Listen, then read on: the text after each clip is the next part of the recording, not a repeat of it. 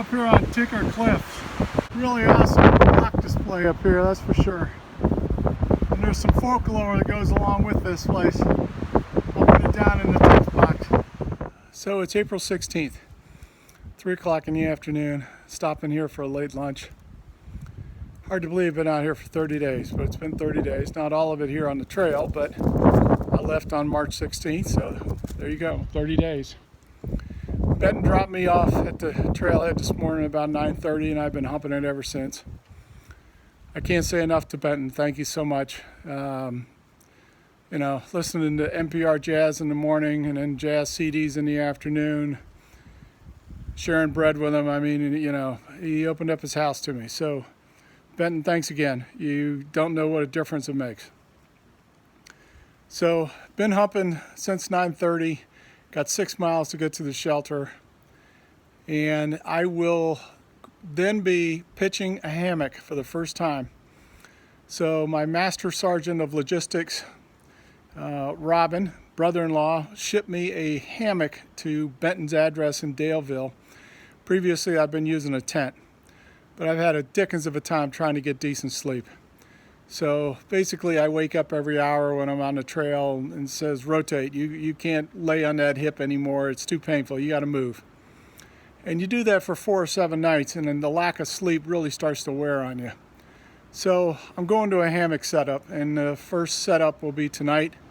I tried it a couple times at Benton's place to just dry run it, but the first live will be tonight. It's not supposed to rain, so that's good in case I get the tarp all screwed up. But we're going to see what a hammock will do for me in terms of at least getting, say, 4 hours of REM sleep at a time. I'm hoping it makes a huge difference for me.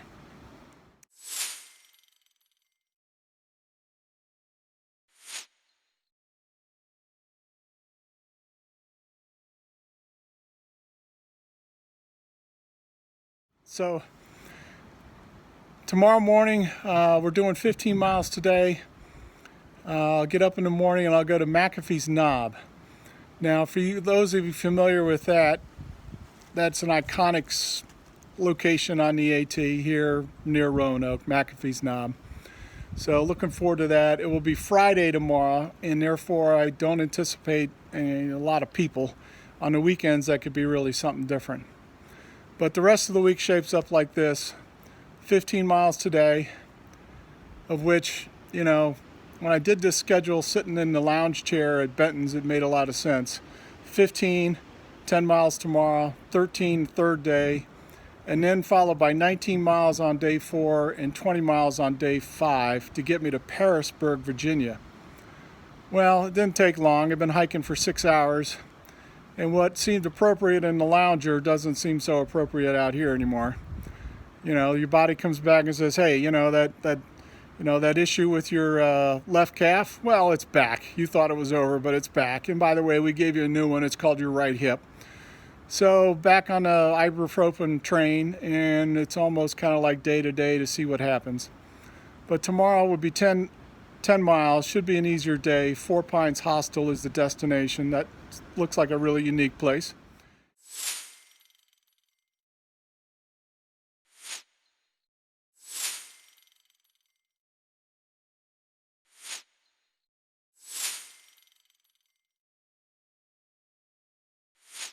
And then the third day is moderate, 13, and then we'll see how we feel. Going back to back that distance, 19 and 20, I've never done before.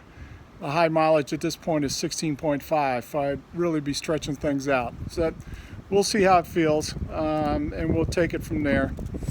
But life's good. No rain until day 3 and day 4, and we're just going to have to, manage it from there. So, going to dive into lunch. Here we go. This will be the last green things that I eat for about 4 or 5 days here.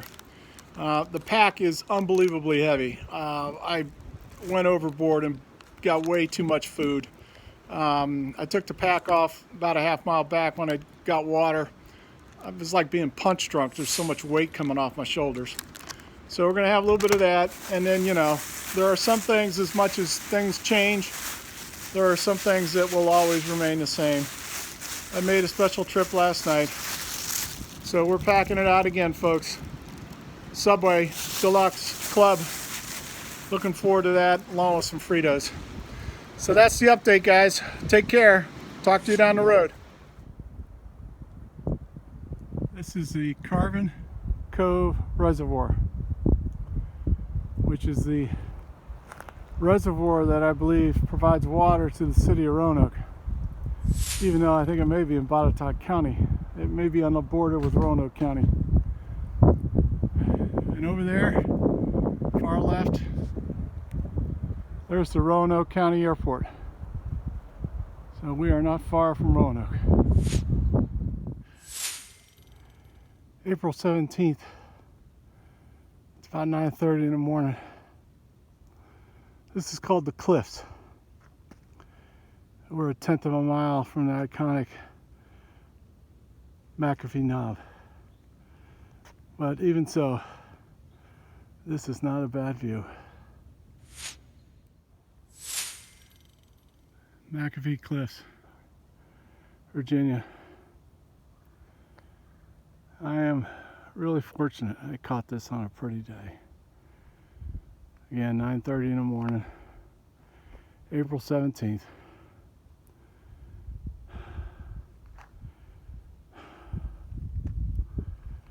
And I'm going to take a few photos up here. There's no one up here, so hopefully I can do a good job. It's quite the view. Reputation is well earned.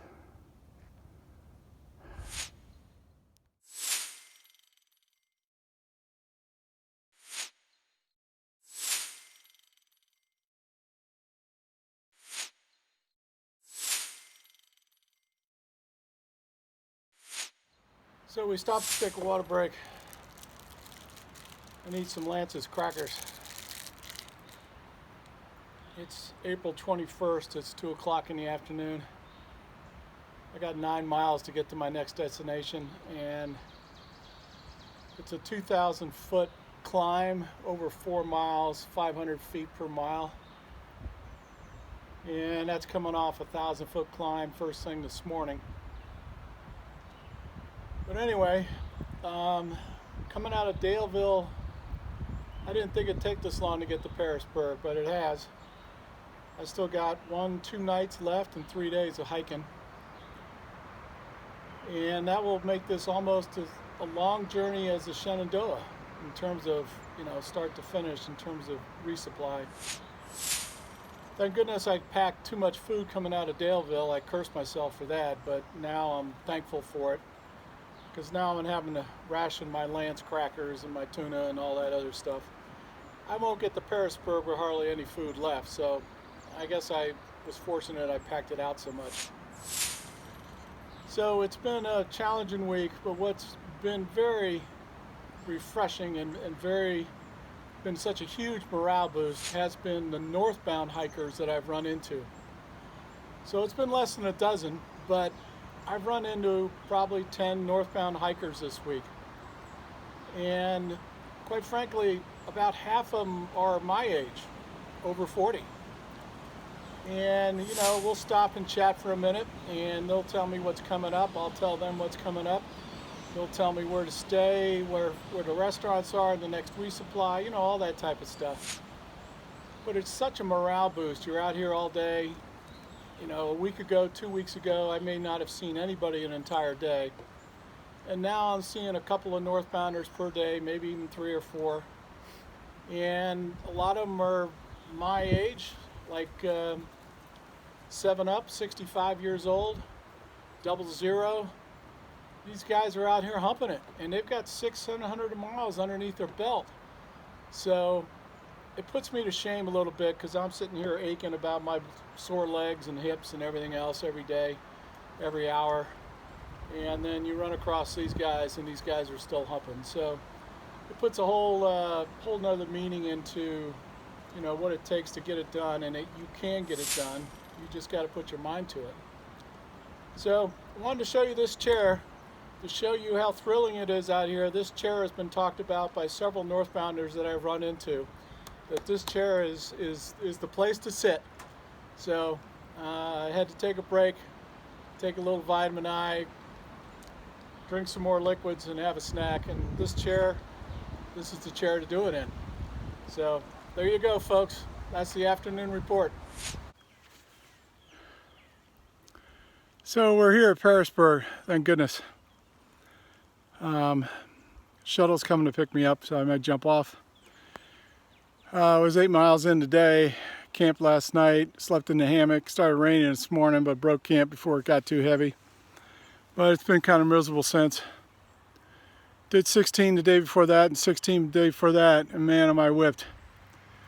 And I don't know, it reminds me decades ago, someone told me a very important lesson. It was a Major Pryor out of Fort Benning, Georgia. I was a young captain. And he said to me, "Captain, there's nothing that an older man can't do that a young man can do. The older man just can't do it as often." And boy, I think is he right. Anyway, it was a slog to get here. Places like Dragon Tooth, Tinker's Knob. Anytime they start putting guardrails, handrails into the rock, and then they start painting the signs on the directions of where to go, you know you're in for a tough haul.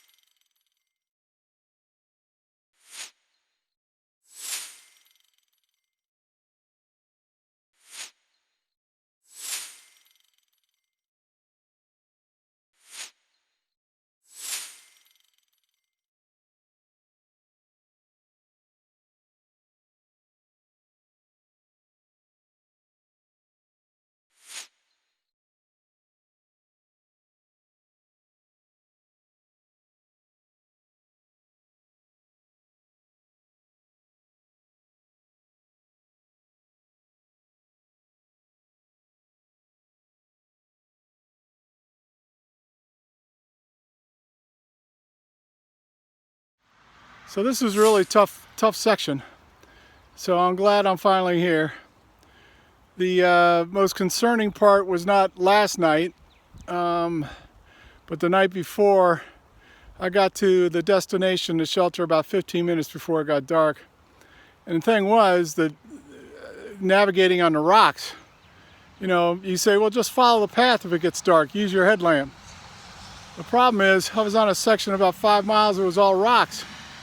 So you got to find the markers to know where the heck you're going. But I made it all right. Got it there 15 minutes before the sun went down behind the mountain, so that was cool. But did run out of fuel yesterday morning.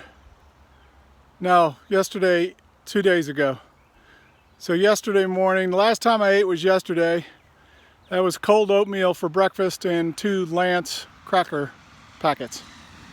So I'm hungry, I'm wet, I'm tired beyond belief.